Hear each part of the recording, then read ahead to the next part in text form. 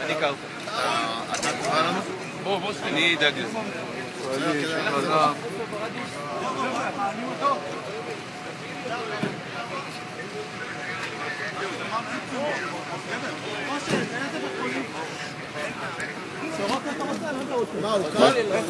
הוא פצוע גם.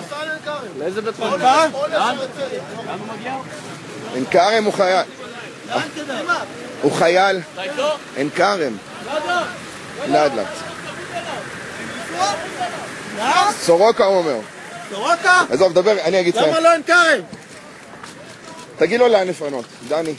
דבר איתו, תגיד לו לאן לפנות. הוא לא יודע לאן לפנות, תעזור לו שנייה. פינוי דרומה, בזריזות. אז תגיד לו, דרומה.